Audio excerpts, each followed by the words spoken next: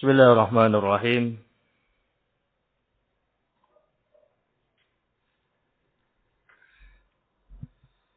Alhamdulillah. Wassalatu wassalamu ala Rasulillah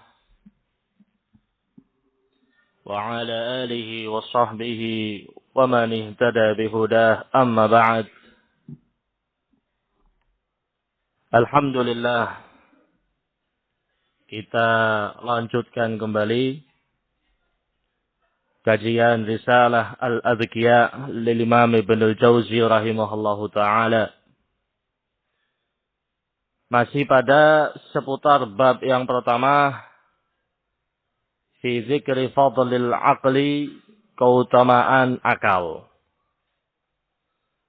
Kemarin kita telah baca asar dari Wahab bin Munabbih menjelaskan perbandingan antara abdun jahil wa mu'minun aqil, antara seorang hamba yang bodoh dengan hamba yang beriman dan cerdas. Dilihat dari sisi pengaruh dari tipu daya syaitan kepada keduanya. Baik. Kita lanjutkan.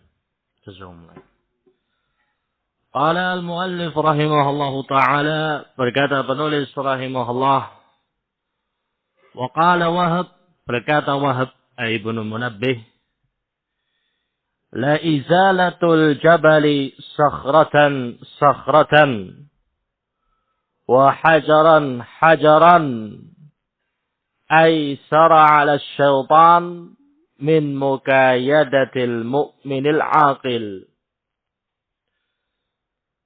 Memindah gunung satu batu demi batu.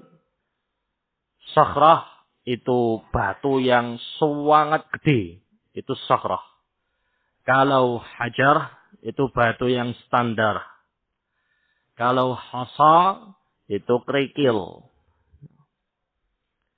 Memindah gunung satu bagian demi satu bagian itu lebih mudah bagi syaitan daripada menyimpangkan hamba yang beriman yang cerdas. Li'annahu idza kana mu'minan 'aqilan dza basiratin fahuwa asqalu 'ala asy-syaitan minal jibal wa as'ab minal hadid. Dikarenakan ketika seorang hamba itu adalah hamba yang beriman, yang cerdas, memiliki basirah, yakni memiliki mata hati yang kuat, maka hal itu lebih berat bagi syaitan daripada gunung, lebih susah untuk dikontrol daripada besi. Wa annahu la yuzawilahu bikulli hilatin. Syaitan akan terus berusaha untuk menyimpangkan bagaimanakah caranya orang ini untuk tersesat dengan segala cara. Fa'idha lam yaqdir ayyastanzilahu qala.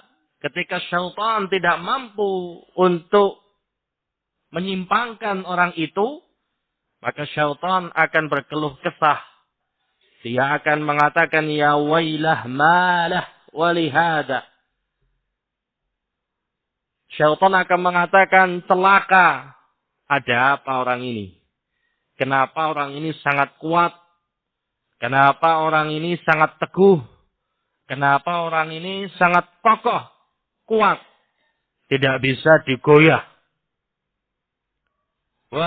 La taqata lahu bihada wa yarfaduhu. Maka syaitan pun tidak memiliki kekuatan untuk mengganggunya dan dia pun menolaknya. Wa yatahawwal ilal jahil. Syaitan berpindah menemui hamba yang bodoh. Fayasta'sirahu. Syaitan menjadikan hamba tadi sebagai tawanannya.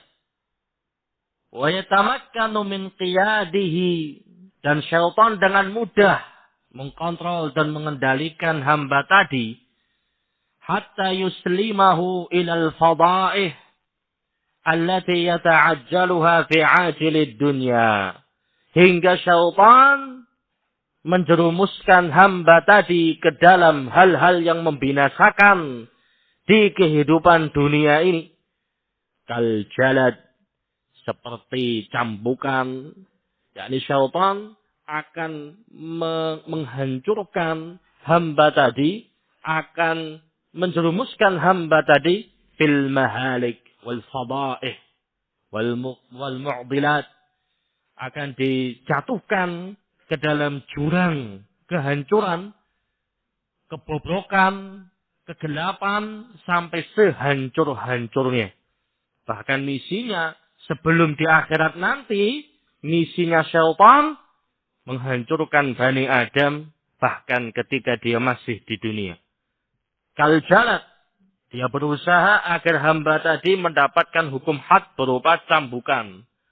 Hukum had berupa cambuk ini ada kalanya karena dia minum khamr. yakni syaitan akan terus memberikan waswas kepadanya, membisikkan kepadanya bisikan-bisikan, menggoda dia, menarik dia untuk meminum khamr. Sampai akhirnya dia pun meminumnya. Mungkin awalnya dia menolak karena dia tidak biasa minum itu. Syaitan azka minhu. Cerdas syaitan. Akhirnya orang ini dibikin tertarik dengan khamr. Ya, mungkin diberi was-was seperti semacam promosi. Kalau khamr itu adalah minuman ini, minuman itu. Dibikin percaya, condong, dan penasaran. Ketika dia sudah meminum satu teguk, maka dia akan diseret untuk meminum yang kedua kalinya.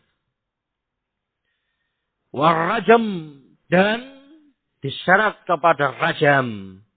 Rajam ini bagi orang-orang yang sudah menikah atau pernah menikah kemudian berzina, wal iyadzubillah, maka hukumannya adalah dirajam sampai mati. Orang ini digoda sama syaitan, apalagi zaman sekarang fitnatun nisa min a'zamil mahalik 'alan nas. Fitnahnya wanita itu termasuk dari malapetaka dan bencana terbesar yang akan menimpa umat manusia kalau mereka tidak berhati-hati. Bahkan dalam Al-Quran sendiri sudah memberikan nas tegas bahwasanya mereka itu adalah fitnah. Dibuat suka dengan lawan jenisnya, dengan cara yang tidak halal, dengan cara yang tidak syar'i. Dibikin tenggelam dalam asmara-asmara yang haram. Dibikin tenggelam dalam isyq wal ma'syuq. Bahasanya Ibnul Qayyim menceritakan tentang asmara dan cinta antar pemuda-pemudi yang haram. Ya. Sampai akhirnya dia tenggelam. Dan dia pun akhirnya terjatuh dalam kekejian yang satu ini. Wal iyadzubillah.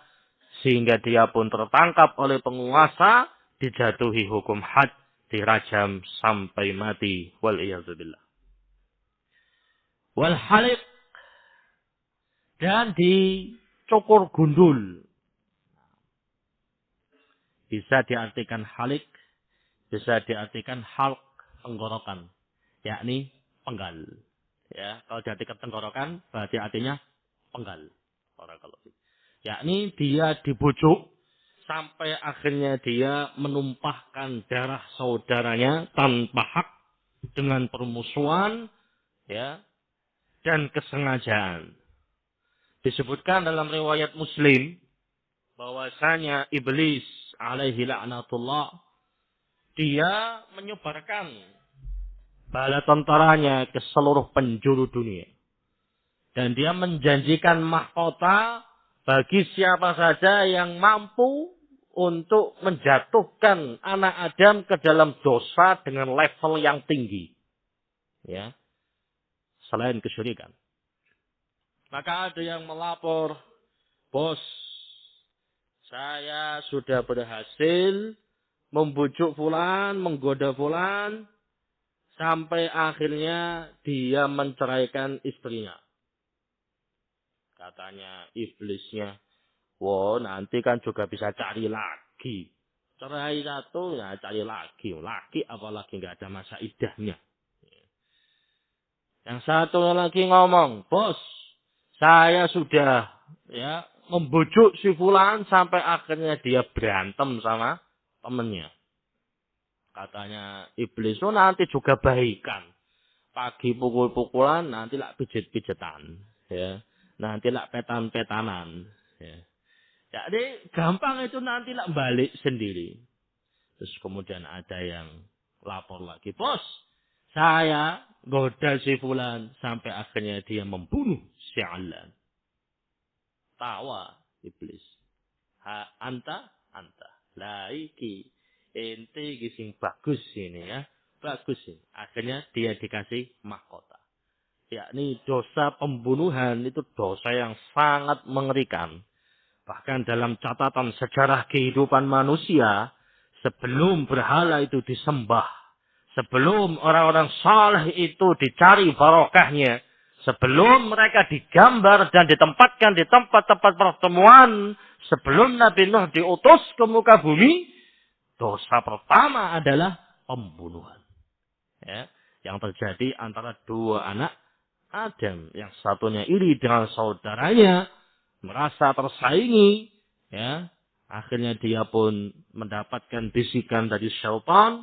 Kalau mau dibisikin suruh syirik, nggak mungkin, nggak ada celah untuk ke sana waktu itu. Betul-betul terjaga orang itu dari kesyirikan. Tapi digoda dari bab yang lain, dari pintu yang lain. Akhirnya dia pun membunuh saudaranya sendiri. Dia pun menyesal. Dan dia pun menjadi tersangka pembunuhan. Atau dia akan menanggung dosa seluruh pembunuhan yang ada di muka bumi. Sampai hari kiamat. Waliyahzubillah. Dosa pertama, pembunuhan. Syaitan sangat suka. Kalau lihat Bani Adam. Kok dia itu membunuh? Ya sudah. Ya, itu yang dia inginkan. Dicerumuskan sampai dia terjatuh dalam perkara seperti ini. Wa tasqimil wujuh. Dan membuat orang tadi itu malu. Taskhim itu hitam, menghitamkan, mencoreng. Wujuh itu jamak dari wajuhun. Wajuhun, wujuh itu artinya wajah. Kalau wajuhun aujuh itu artinya sisi. Wajuhun wujuh, wajah. Yakni wajahnya dibikin malu. Yakni dia harga dirinya jatuh. Dibikin tidak punya rasa malu. Rasa malunya hilang. Apalagi zaman sekarang. Banyak fasilitas justru orang itu semakin jauh dari rasa malu. Banyak orang-orang sekarang yang masuk dalam kategori al-mujahirun. Terang-terangan melakukan aib. Terang-terangan melakukan kesalahan. Terang-terangan melakukan dosa. Yang itu membuat reputasi dia jatuh. Membuat kedudukan dan pamor dia itu jatuh. Kehormatannya tercoreng-moreng. Tidak punya muka. Hitam. Fahadithu ala haraj. Banyak contohnya. Wal qata'. Sampai membuat dia dipotong salah satu anggota tubuhnya. Mungkin karena dia mencuri. Ya, mencuri melebihi nisab 1/4 dinar. Ya, maka dia pun tertangkap dan ditangkap oleh hakim, dijatuhi vonis potong tangan, maka dieksekusi, tangannya dipotong. Syaitan sangat suka, ingin seperti itu. Ya apa caranya manusia itu melakukan tindakan sampai pada tingkat dirinya mendapatkan bahaya, dipotong tangannya atau dipotong kaki dan tangannya bersilang karena dia mungkin sebagai penyamun, ya. Qata'ut turuq, begal, kalau sudah ketangkep cara membunuhnya atau cara hukumnya seperti itu. Dipotong tangan kanan, dipotong kaki kiri, ya. Kemudian dibiarkan. Seperti yang terjadi di masa Rasul sallallahu alaihi wasallam, kalau tidak salah qissatu al-Uraniyin. Ada orang-orang dari jauh datang ke Madinah, tidak kuat, tidak cocok dengan hawa sana sampai sakit, ya, sakit bagian pencernaan. Kemudian Rasul menyarankan mereka untuk meminum susu dan kencingnya onta. Diminum. Alhamdulillah biidznillah sembuh. Sembuh. Ternyata mereka orang-orang yang jahat. Mereka dirawat di sebuah penginapan dekat dengan peternakan onta. Mereka membunuh dan membantai semua pengembala onta dan membawa kabur semua onta-ontanya. Berita itu sampai kepada Rasul, langsung ditangkap, kejar, ketemu, tangkap semua sama Rasul, potong tangannya secara bersilang dengan kakinya, congkel matanya, kemudian dilemparkan di tengah-tengah gurun Sahara sampai mereka mati. Ini mengerikannya syaitan menggelincirkan anak Adam. Wassalb, dan sampai dia disalib, ya.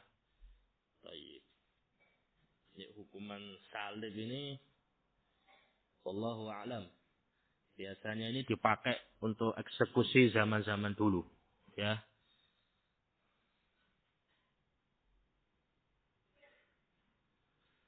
Zaman dulu kalau mengeksekusi kriminal itu dengan cara disalib, ya, disalib.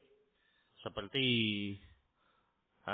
kisah seorang pendeta yang awalnya dia ahli ibadah, kemudian dia tergoda dengan bisikan syaitan, akhirnya dia pun berzina dengan adik 4 orang mujahidun. Kemudian dia berbohong karena dia sudah merasa malu. Dia bunuh itu perempuan, dia kubur di tempatnya sendiri. Kemudian kakak-kakaknya menuntut, mencari, dia bohong. Kemudian kakaknya ini tidur mimpi, didatangi sama iblis. Dikasih tahu kalau pendeta itu bohong. Pendeta itu sudah menggauli adikmu dan membunuhnya karena malu. Maka 4 orang ini pun langsung terbangun dan satu sama lain menceritakan mimpinya yang sama. Kemudian mereka mendatangi pendeta tadi, dipukuli, diseret keluar, kemudian disalib. Ya, disalib di tengah-tengah kota. Sampai akhirnya dia mati. Yakni iblis dan bala tentaranya itu betul-betul akan menarik Bani Adam sampai jauh. Dicerumuskan ke dalam jurang kebinasaan sedalam mungkin. Tidak nunggu nanti sampai kiamat. Di dunia dihancurkan betul mereka. Dihancurkan moralnya, dihancurkan akidahnya, dihancurkan pola pikirnya, dihancurkan fitrahnya, dihancurkan semuanya. Sampai tak tersisa satupun. Akidah di zaman sekarang kayak kacang, bahkan lebih mahal kacang goreng di pasar. Orang sudah nggak mengindahkan urusan akidah. Ya. Urusan mereka cuma dunia, dunia, dunia. Kalaupun mereka ibadah apa yang mereka lakukan? Musiman. Kalaupun mereka melakukannya, usaha, males mereka. Kalaupun mereka melakukannya dengan semangat, wallahu a'lam, sesuai apa tidak dengan bimbingan Nabi alaihi salatu wassalam. Apalagi ditambahi lagi orang-orang, ya, da'i du'at ila jahannam, dai yang mengajak kepada neraka, pakaiannya menipu, gaya bicaranya membuat orang itu terhipnotis, cara dia meracuni pikiran-pikiran umat, itu betul-betul mengerikan. Lebih bahaya daripada racun tikus. Tikus diracun, mati tikusnya. Ini enggak. Yang diracun itu adalah opini, ideologi, pemahaman, pola pikir, akidah. Maka tidak heran. Banyak orang-orang yang belajar sana, belajar sini. Di tempat sana, di tempat sini. Sama kiai sana, sama kiai sini. Tapi nggak ada yang pinter. Nggak ada yang ngerti agama. Sama sekali. Lalu belajarnya ngapain? Ceramahnya isinya apa? Orang zaman sekarang ceramah bisa bikin orang ketawa. Wis, laku keras. Ya. Kayak dianggap itu sebagai sebuah bisnis. Bisa bikin mad'u itu senang, hilang stresnya. Dikasih cerita-cerita hikayat, wallahu a'lam la aslalah. Atau bahkan hikayat batilah. Bikin mereka senang, bikin mereka tertawa, khalas. Senang. Urusan agama, Allah a'lam. Paling pol masalah fikih, masalah ini boleh, ini enggak. Fikih. Akidah sama sekali nggak dikenalkan kepada umat. Bagaimanakah prinsip yang benar, cara beribadah kepada Allah yang benar itu seperti apa? Prinsipnya Rasulullah SAW dan para sahabat seperti apa? Bahkan mereka dengan beraninya kemudian mematahkan sunnah Nabi SAW di hadapan umat. Membuat umat itu benci dengan sunnah Rasulullah SAW. Maka tidak heran umat sekarang itu fasilitasnya semakin banyak. Fasilitas untuk belajar dan mengenal agama itu semakin banyak. Bahkan sampai dikatakan oleh sebagian para ulama, di zaman sekarang itu susah untuk mencari orang yang ma'zurun bijahlih. Mendapatkan udzur karena dia tidak tahu, itu sangat susah. Kenapa? Fasilitas dimudahkan. Dibuka di mana-mana. Seakan-akan dunia dalam genggaman. Tapi banyak yang masih bodoh, gak ngerti agama. Gak ngerti manhaj, gak ngerti akidah. Tidak ngerti bagaimana tariqul anbiya'i wal mursalin. Tidak ngerti tauhid yang benar. Tidak ngerti gimana caranya memahami Al-Quran dan Sunnah. Tidak ngerti. Sejauh itu syaitan menyesatkan mereka. Kalau mad'unya, ya dengan gampang mereka menyesatkannya. Da'i-da'inya disesatkan oleh mereka pada syaitan. Du'at ila jahannam wal iyadhu billah. Kathir ya pengalaman-pengalaman kita. Orang awam datang ke majelis kita. Belajar 1 kali majelis. Dari awal majelis sampai akhir. Hanya bengong. Kaget. Ustaz, ilmu yang jenengan sampaikan itu kok saya baru dengar. Pak, ini ilmu sudah disampaikan oleh Nabi kita ratusan tahun yang lalu. Ulama yang menyampaikan ini sudah mati ratusan tahun yang lalu. Bapak ngaji kemana saja? Waduh Ustaz, saya ngaji ke sana, ngaji ke sini. Gak ada ceritanya saya diajari kayak gini Ustaz. Adanya cuma ketawa, ketiwi, yang penting lepas stres, lepas kerja, bisa ketawa, bisa ketiwi. La hawla wa la quwwata illa billah. Aina dinuk? Selama itu engkau belajar sampai uban muncul kabeh, matamu sampai rabun, tulangmu sampai rapuh. Gak ngerti yang kayak gini. La hawla wa la quwwata illa billah. Hadahu. Sejauh itu syaitan menyesatkan Bani Adam wal-iyadzubillah. Betul-betul syaitan menempati janjinya di hadapan Allah Subhanahu wa taala. Ketika Allah taala murka kepada iblis, Abu Syayatin, nenek moyangnya setan, ketika dia enggan untuk sujud kepada Nabi Adam alaihi salatu wassalam, kalau menganggap dirinya lebih baik daripada Nabi Adam, Allah murka. Kemudian mengusir iblis dari kerajaan langit. Dikutuk sampai nanti hari kiamat. Divonis sebagai penduduk neraka. Dalam keadaan dia masih hidup. Iblis tambah jadi, tambah kufur. Maka dia pun tersumpah serapah di hadapan Allah Subhanahu wa taala, la ughwiyannahum ajma'in. Kalau saya dikutuk, kalau saya dinyatakan terlaknat, kalau saya dikatakan sebagai penduduk neraka, saya tidak mau sendirian. Saya akan simpangkan anak keturunan Adam. Saya merasa lebih baik daripada dia. Tapi ternyata anggapan saya ditolak. Saya enggan untuk sujud, ternyata saya dilaknat. Ternyata saya diusir dari kerajaan langit. Oh, tidak bisa. Akan saya simpangkan mereka semua nanti. Akan saya hancurkan mereka semua. Bahkan dengan tegas dia mengatakan ajma'in, kabeh. Tidak akan tersisa satupun akan saya datangi. Saya akan datangi dari arah depannya, belakangnya, kanannya, kirinya. Tidak kenal waktu. Ya.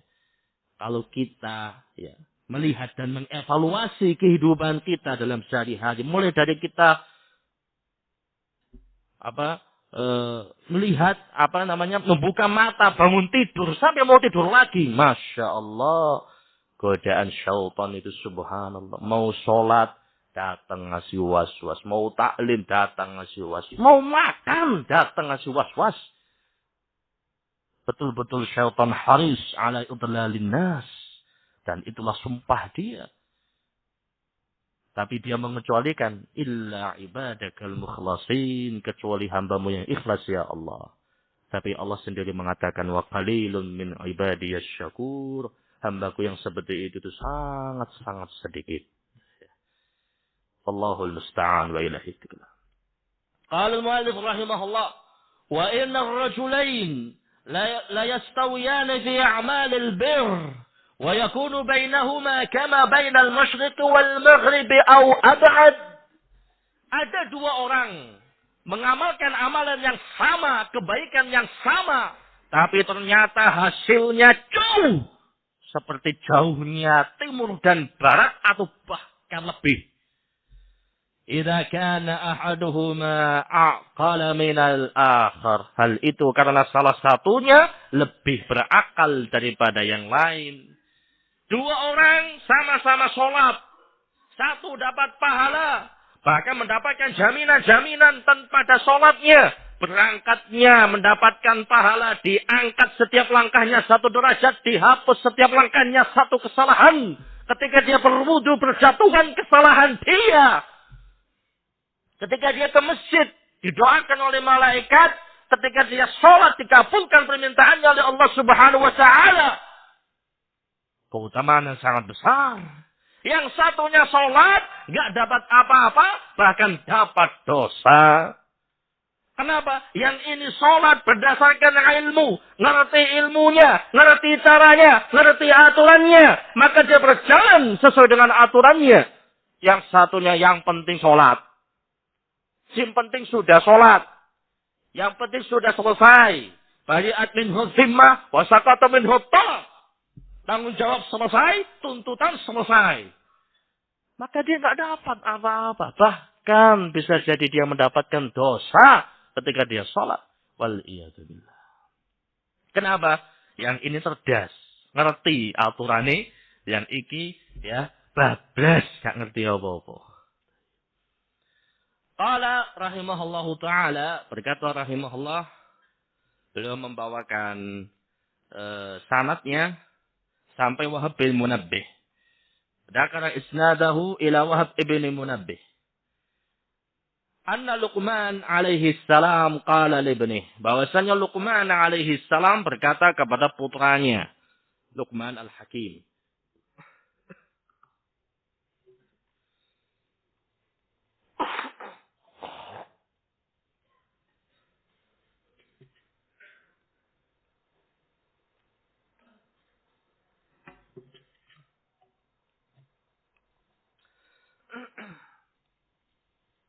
Ya bunai, i'qil 'anillahi 'azza wa jal.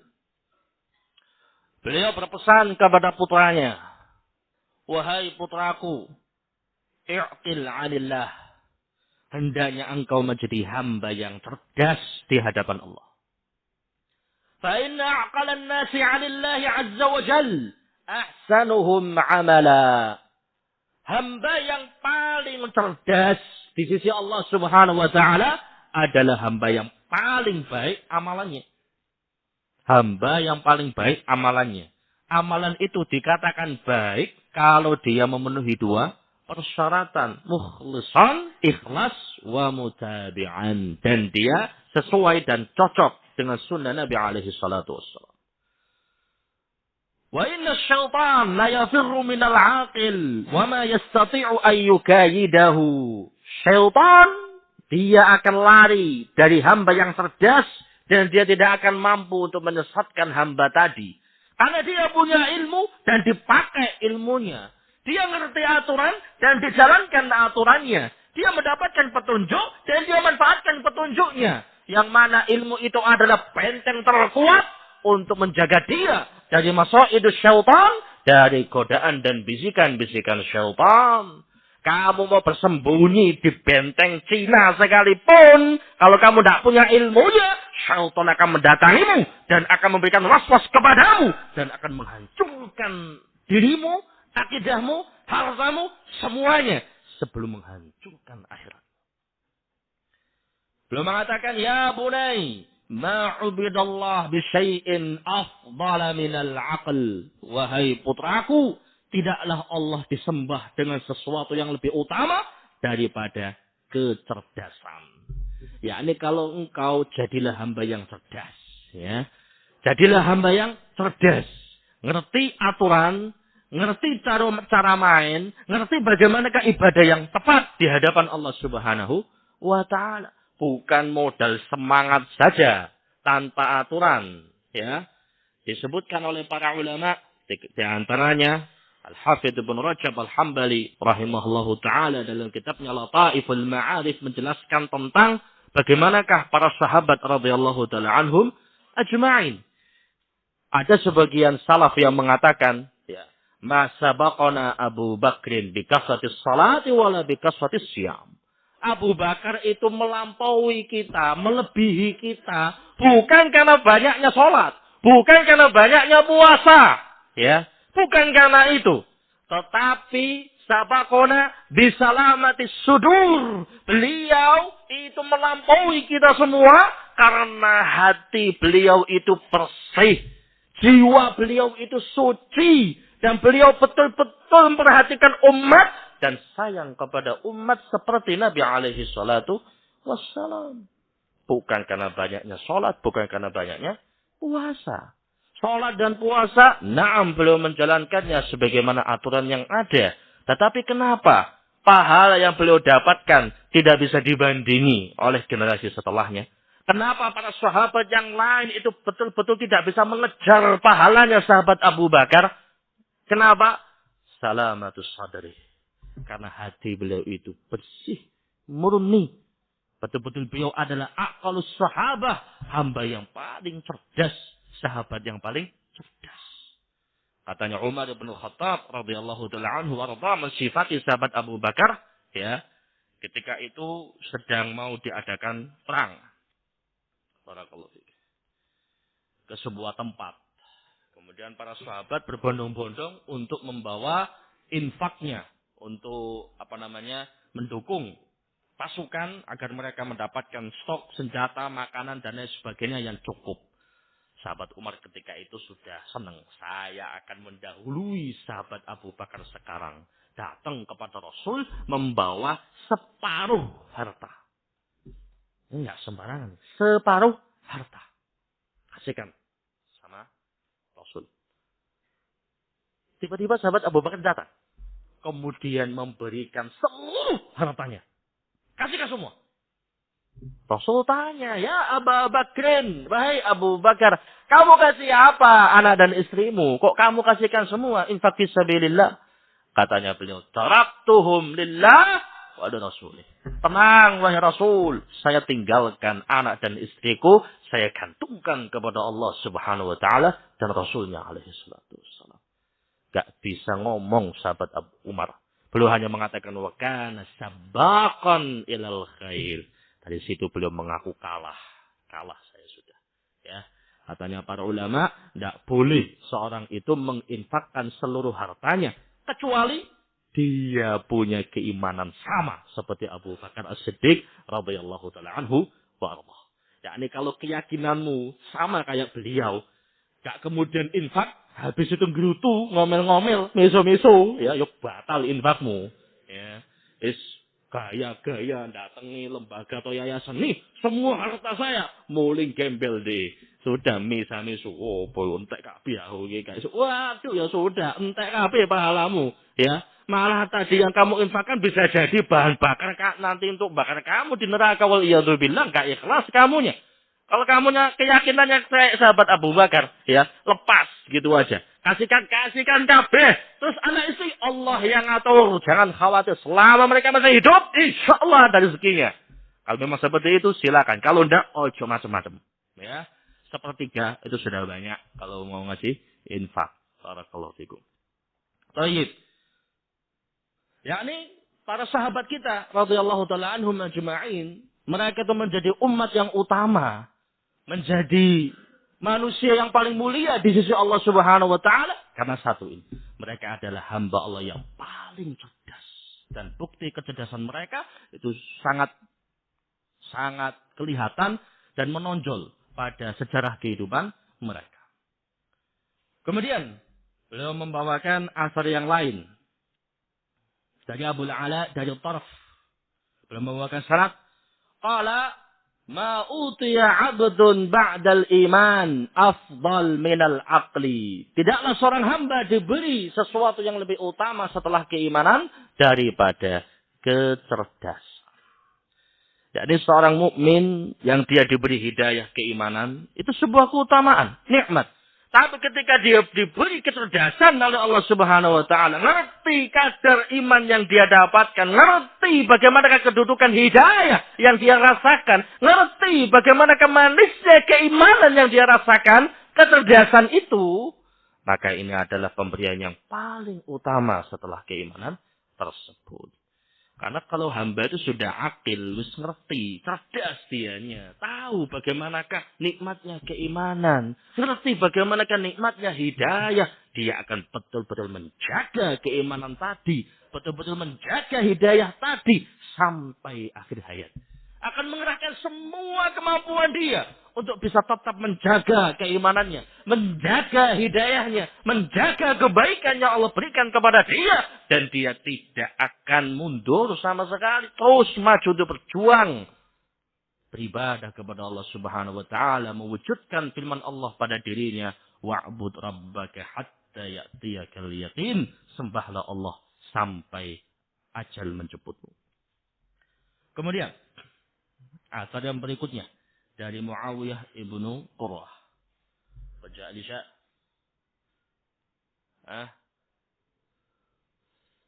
أخبروني إذا جاء الإشاء.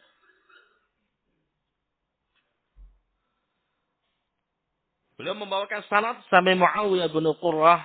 Qala yaqul, Muawiyah bin Qurrah mengatakan, "Innal qauma la yahujjun wa ya'tamirun wa yujahidun wa yusallun wa yasumun wa ma yu'tawna yawmal qiyamah illa ala qadri 'uqulihim." Ada suatu kaum, mereka haji, mereka umrah, mereka jihad, mereka sholat, mereka puasa. Namun pahala mereka nanti di hari kiamat sesuai dengan kadar kecerdasan mereka. Amalan boleh sama. Satu generasi. Ya, satu level. Ibadahnya sama. Sama-sama berjihad. Sama-sama berhaji. Sama-sama umrah. Sama-sama sholat. Sama-sama puasa, sama-sama sedekah, sama-sama melakukan semua kebaikan, tapi nanti di hadapan Allah Subhanahu wa taala bisa jadi pahalanya berbeda-beda tergantung bagaimanakah kecerdasan masing-masing hamba tadi. Ini orang jihad berdasarkan apa? Ini orang puasa apa tujuannya? Ini orang sedekah apa niatannya? Ini orang melakukan kebaikan bagaimanakah niatnya? Itu semuanya akan berbeda di sisi Allah Subhanahu wa ta'ala. Baik, yang terakhir untuk menutup bab ini, asar yang terakhir dari Abu Zakaria. Beliau mengatakan, qala inna ar-rajula la yatalazzadhu fil jannati biqadri aqlih. Sesungguhnya seseorang itu akan mendapatkan fasilitas surga tergantung dengan akalnya. Sawab.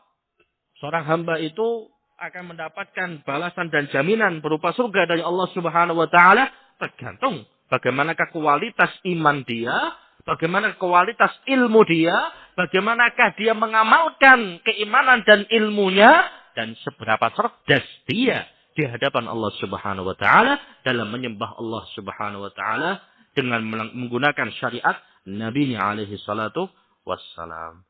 Baik, wabihadan tahina. Selesai kita membahas bab yang pertama tentang keutamaan akal. Insyaallah taala pada pertemuan berikutnya kita masuk pada bab yang kedua yaitu hakikat akal dan di mana akal itu berada.